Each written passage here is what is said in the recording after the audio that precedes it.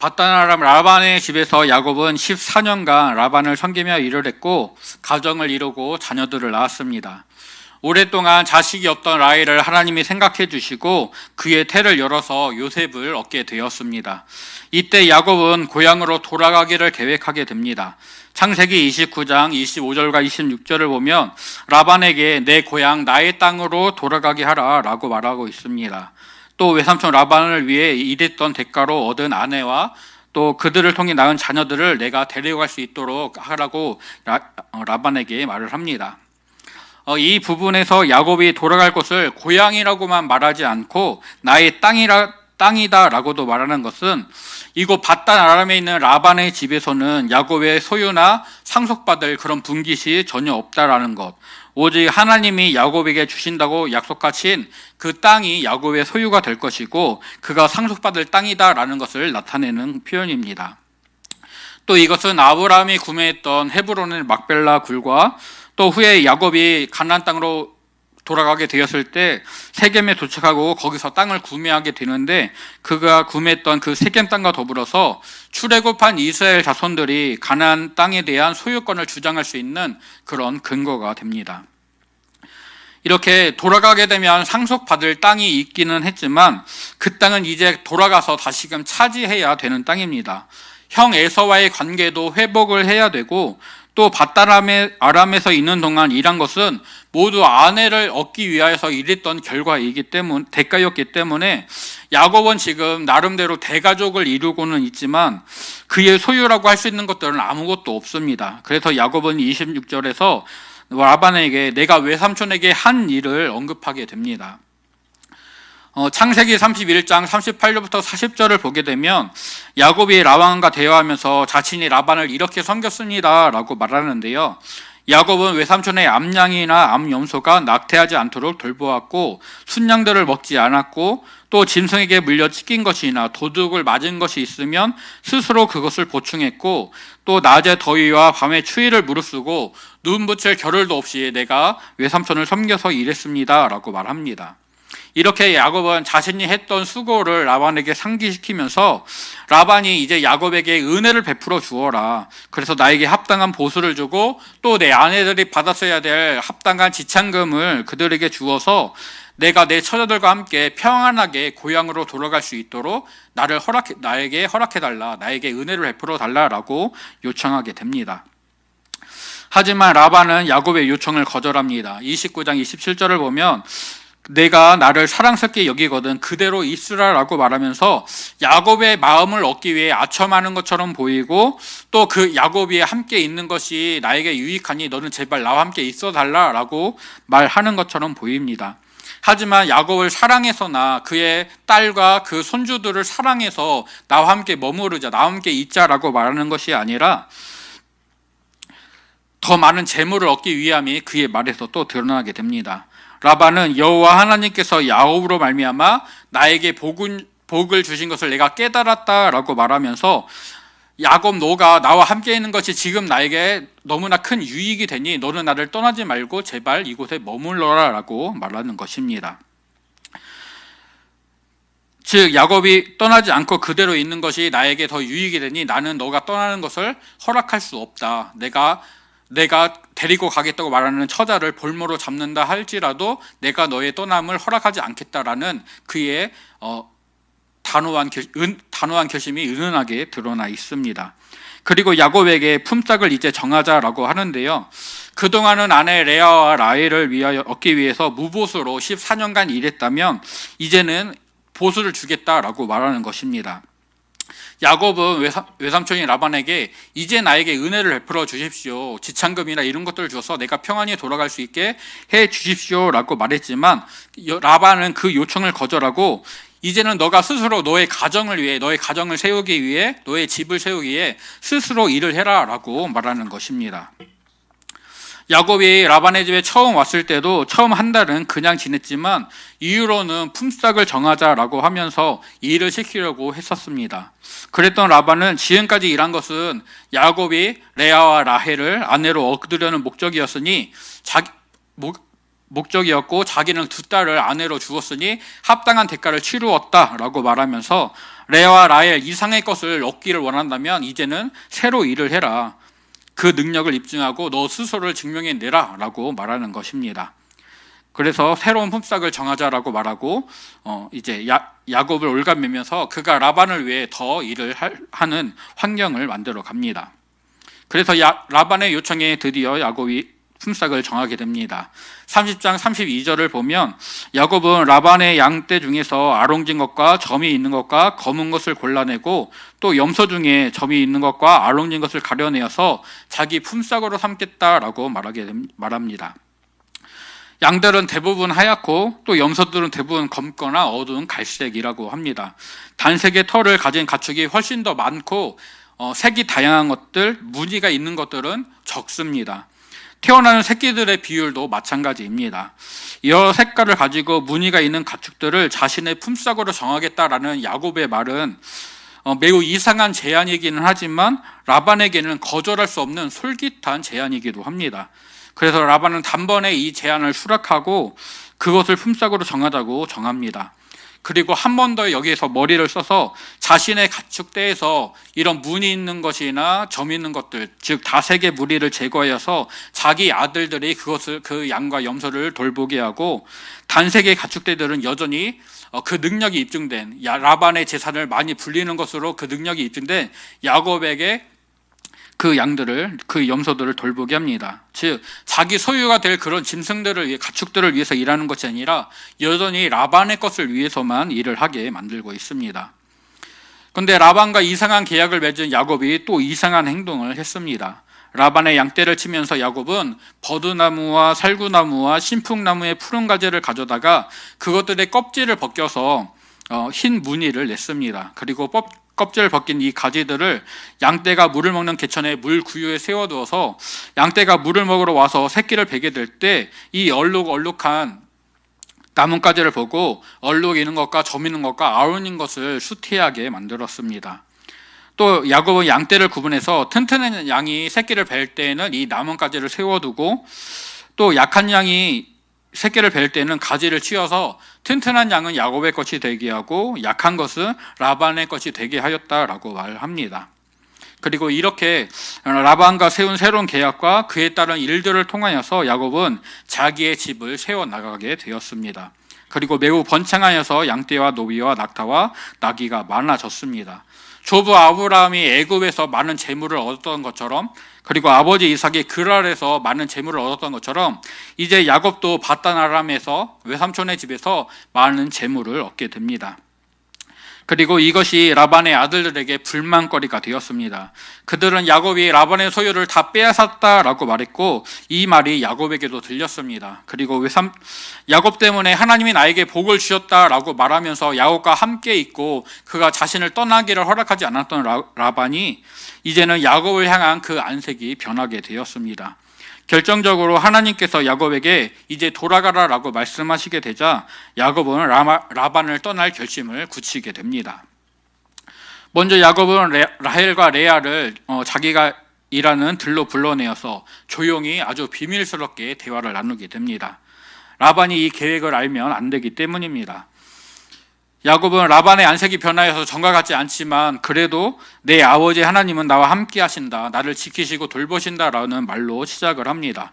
그러면서 라반과 하나님을 계속 비교하게 되는데요. 라반은 야곱을 속여서 그 품삯을 10번이나 변경했습니다. 하지만 하나님이 그 라반을 막으셔서 야곱을 해치지 못하게 하셨습니다.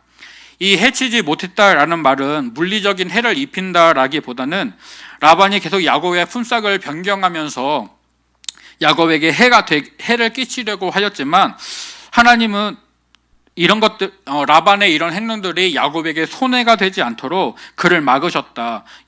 야곱의 삶과 야곱의 집과 야곱의 재산을 지키시고 보존해 주셨다라는 그런 의미로 사용되었습니다. 또 30장에서 처음 야곱의 품삯을 정한 것은 아롱진 것과 점이 있는 것과 검은 것이었고, 양 중에서는 그런 것들이었고 염소 중에서는 점이 있는 것과 아롱진 것이었습니다.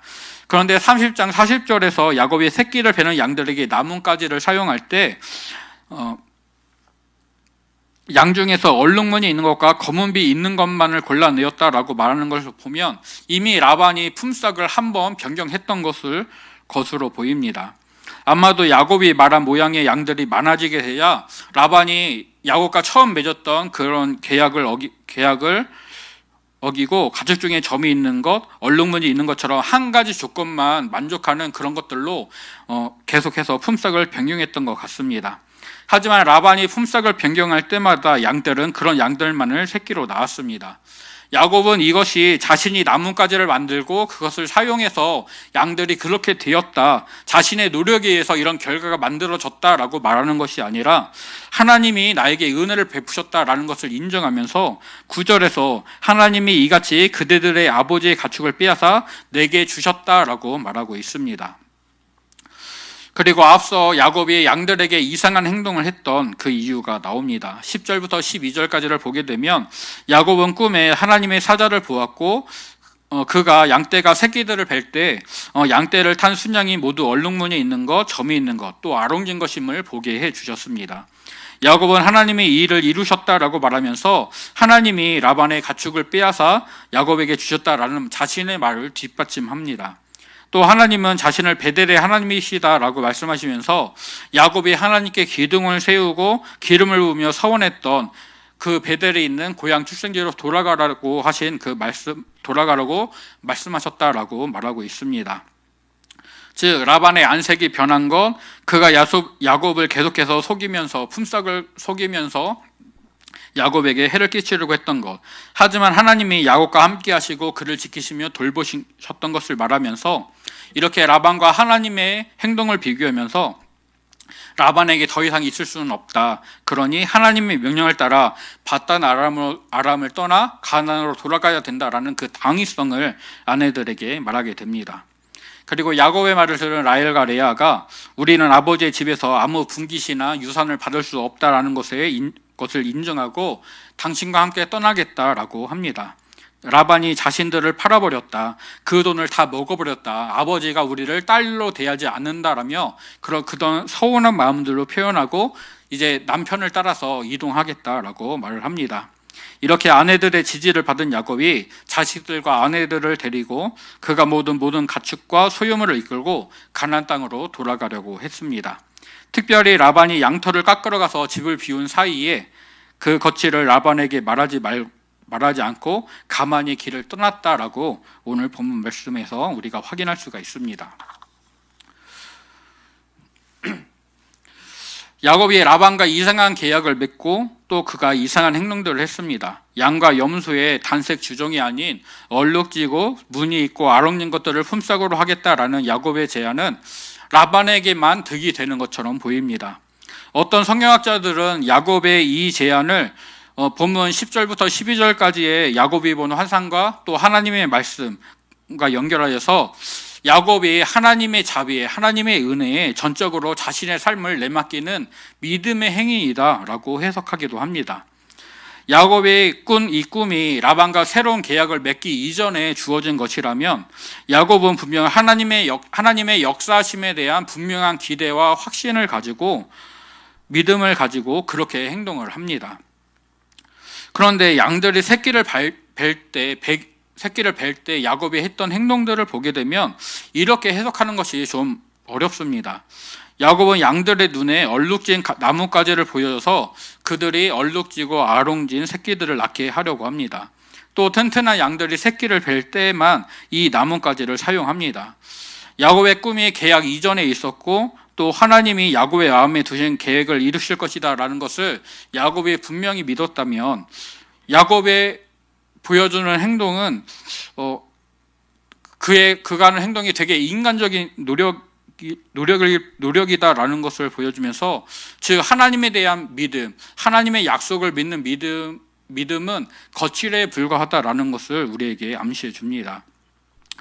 즉 야곱은 하나님께서 자신 때문에 라반에게 복을 주셨다라는 것을 인정하고 말하면서도 그리고 하나님의 이름을 말하고 하나님의 약속을 받은 것을 분명히 기억하면서도 그 말씀을 온전히 신뢰하면서 자신의 걸음을 하나님께 맡기기보다는 여전히 자기 생각과 자기의 경험을 따라 그리고 자기의 능력과 힘을 따라서 판단하고 행동하는 인간적인 모습을 계속해서 보여줍니다. 내가 생각하고 판단해서 내가 직접 일해서 내 집을 세워야겠다라고 야곱은 생각하는 것 같습니다. 어쩌면 이런 야곱의 생각과 이런 모습은 자신을 증명하라고 요구하는 라반을 오랜 시간 섬기면서 그의 말과 행동에 물들어 버린 것은 아닐까 생각도 됩니다. 또 4명의 아내와 그들을 통해 얻은 자식들을 지키고 돌보기 위해서, 즉 그들을 책임져야 되는 가장의 무게가 야곱을 눈에 보이는 현실에 더 집중하고 집착하게 만드는 것은 아닌가, 그렇게 보이기도 합니다. 하나님의 말씀을 따라 밧다라람을 떠나 가나안으로 가야겠다라고 결정하고 계획하면서도 야곱은 라반에게 자신이 가겠습니다라고 말하지 않고 가만히 길을 떠나는 것을 볼 수가 있습니다. 요셉을 낳은 후에 고향으로 가겠다라는 야곱을 라반이 만류하면서 그에게 아무것도 주지 않았고 새로운 계약을 맺자고 하였습니다. 그랬던 라반에게 어쩌면 이번에 야곱이 정말로 내가 고향으로 가야겠습니다라고 말하면 이번에도 야곱을 어떠한 이유로 붙잡으면서 떠나지 못하게 하지 않을까, 또 나를 속여서 밧다라람에 계속 머물 수 있는 그런 환경을 만들지는 않을까 염려했을 수도 있을 것 같습니다. 그래서 야곱은 라반과 정면에서 맞상대하면서 그 어려운 상황을 이겨내려고 하는 것이 아니라 라반에게 아무 말도 하지 않고 가만히 떠나는 것으로 이번에도 라반을 속이면서, 즉 다른 사람을 속이면서 그의 길을 갑니다. 하나님의 사람이지만, 하나님의 백성이지만 여전히 야곱이라는 자신의 이름을 따라서 자기의 본성대로 생각하고 판단하고 살아가는 연약한 모습을 보여주고 있습니다. 분명히 베델에서 하나님의 임재를 경험하고 고백했습니다. 하나님이 주신 약속을 따라 하나님은 그 주신 약속대로 그를 지키시고 함께 하시고 그의 길을 돌봐 주셨습니다. 그런데 야곱은 밧다라람으로 오는 길에서, 결혼하는 부분에서, 자녀들을 낳고 살아가는 부분에서 하나님을 의지하고 하나님의 인도하심을 따라가기보다는 자신이 판단하고 자신이 생각하고 자신이 결정한 대로 살아갔습니다. 30장 후반부와 31장에서는 야곱이 여러 번 하나님의 이름을 부르고 말하면서 그의 믿음이 분명히 이전보다는 성숙하였다, 더 자랐다라는 것을 보여주기는 하지만 여전히 자신의 힘과 능력을 따라가려고 하는 연약한 모습을, 인간적인 모습이 남아 있습니다. 이런 연약함이나 인간적인 모습은 32장에서 하나님과 씨름하게 되는 분이엘에서야 사라지게 될 것입니다. 비록 에서에 대한 두려움이라는 인간적인 이유였지만 이 두려움 때문에 야곱은 온전히 하나님만 바라게 되었고 하나님만 의지하게 되었고, 그래서 하나님 앞에서 온전한 믿음으로 설 수 있게 되었습니다. 세상은 우리에게 내 힘을 증명하라고, 내 능력을 보여주라고, 그것으로 우리의 인생을 계획하고 살아가야 된다라고 말합니다. 하지만 하나님은 오직 하나님 앞에서 겸손해야 될 것을, 우리의 보잘것 없는 힘과 능력이 아니라 전능하신 하나님의 능력을 힘입어야 된다고 가르쳐 주십니다. 오늘 야곱이 스스로 자신의 집을 세우려고 자기 생각을 따라 그의 길을 계획하고 애를 썼지만 야곱의 노력이 아니라 하나님의 은혜로 그의 집이 세워졌고 그가 매우 번창하여서 거부가 되었고 하나님의 뜻대로 그의 길이 열리게 되었습니다. 이것을 우리가 분명히 기억하고 되새기면서 나의 모든 걸음을 하나님께 맡기고 또 내 생각과 힘이 아니라 오직 하나님의 능력을 의지하면서 우리의 삶을 살아가는 저와 성도님들 되시기를 소원하고 축복합니다. 야곱은 여전히 이런 인간적인 연약함을 가지고 있고 그 속에서 살아가지만 하나님은 여전히 그런 야곱과 함께 해주시면서 그의 삶을 지키시고 인도하신다라는 것을 볼 수가 있습니다. 자신의 약속을 신실하게 지키시는 그 하나님의 성품 때문입니다. 베델에서 야곱이 누워있는 이 땅을 그와 그 후손에게 주시겠다. 땅의 모든 족속이 야곱과 그의 후손으로 말미암아 복을 받을 것이다. 또 야곱과 함께 하시고 이곳으로 다시 돌아오게 할 것이며 야곱에게 허락한 것을 다 이루기까지 절대로 그를 떠나지 않겠다라고 약속하신 하나님은 그 약속대로 야곱 때문에 라반이 복을 받게 하십니다. 야곱과 함께 하시고 그의 집을 세우시고 그를 지켜주십니다. 라반의 집에서 겪은 일들, 고난이라고도 말할 수 있는 이 시간들을 통해 야곱은 정말 하나님이 약속대로 자신과 함께 하시고 있다라는 것을 그 믿음의 고백을 드리게 됩니다. 라반의 집에서 겪은 일들을 통하여서 야곱이 하나님을 인격적으로 체험하고 만나게 되는 것이죠. 제가 처음 하나님의 살아계심을 그리고 하나님의 임재를 고백했던 것은 중학교 1학년 때였습니다. 하지만 정말로 하나님의 크신 능력을 체험하고 그것을 인정하게 된 것은 고등학생 때입니다. 중학교 1학년 때 아버지가 개척하시고 그 이후로 저는 저의 집이 잘 산다고 말해 본 적이 없습니다. 학교에서 이제 가정주사나 이런 것들을 하게 되면 주변 친구들은 우리 집은 중산층이에요 다들 말했지만 저는 그렇게 말해본 적이 한 번도 없었습니다. 고등학생 때 수학여행을 가야 되는데 수학여행비를 낼 돈이 없었습니다. 저는 당연히 안 간다고 말했고 사실 별 생각도 없었습니다. 그냥 안 가면 되는 거지라고 간단히 생각했었습니다. 그런데 부모님의 마음은 그렇지 않으셔서 그것을 가지고 되게 애를 쓰시고 기도도 하시고 했습니다. 수학여행비를 내는 마감날이 목요일이었는데 그 전날 수요 예배 때 아버지가 개척하기 전에 섬기시던 교회에서 집사님들이 오셔서 예배를 같이 드리셨습니다. 그리고 감사헌금을 하셨는데 그 금액이 수학여행비를 내고 또 제가 용돈을 조금 사용할 수 있는 돈이었습니다. 그렇게 제가 수학여행에 갈 수 있게 되었습니다. 분명히 그 전에 하나님의 살아계심을 하나님의 임재를 고백했었고 인정했었는데 하나님이 정말 크신 분이다. 하나님이 나에게 은혜를 베푸시고 나의 삶을 지키시고 돌보신다라는 것을 고백하게 된 계기는 바로 그 수학여행 경비가 마련되는 과정에서였습니다. 하나님은 정말로 살아계시고 우리가 생각하지 못하는 놀라운 방법으로 그 크신 사랑과 은혜를 베풀어 주십니다. 그런데 이런 하나님의 놀라운 사랑을 우리는 은혜라는 말로 간단하게 표현해 버리고는 합니다. 그러다 보니 그 놀라운 경험이 어느샌가 당연한 것처럼 여겨질 때가 많습니다. 인간의 악함은 하나님의 은혜를 은혜로 감사로 받지 못하게 하고 이것을 당연한 것으로 여겨버리게 만듭니다. 야곱도 그런 생활이 계속됐던 것 같습니다. 하나님의 임재를 경험했었음에도 불구하고 그에게 닥치는 여러 가지 현실 속에서 홀로 그것들을 헤쳐나가야 된다는 부담 속에서 또 자신에게 딸린 식구들이 생기면서 그들을 책임져야 된다는 부담감 속에서 하나님의 임재와 은혜에 대한 감사는 점점 무뎌지게 되고 오히려 당연한 것처럼 여겨지게 되고 오히려 내 생각과 계획대로 왜 이 일들이 풀리지 않을까, 이렇게 되면 참 좋을 텐데 왜 하나님은 이렇게 도와주시지 않을까라는 것들에 불평하게 됩니다. 그러나 그 고난이 결국은 야곱을 변화시키고 하나님의 은혜와 약속을 기억하게 하며 하나님의 말씀을 바라보게 하였습니다. 이제는 야곱이 말씀이 주어졌을 때 바로 순종하려고 합니다. 여전히 연약함이 있지만 넘어짐이 있지만 한 걸음 한 걸음 믿음의 길을 나아가며 하나님의 말씀을 따라 가나안으로 돌아가겠다 계획을 하게 됩니다. 오늘 우리가 현실에 파묻혀서 믿음이 연약해지고 하나님의 은혜를 잊어버리고 이리저리 방황하게 될 수 있습니다. 그러나 보이는 현실을 넘어서 보이지 않지만 함께 하시고 지키시는 그 하나님만 바라고 의지하는 저와 성도님들 되시기를 소원합니다.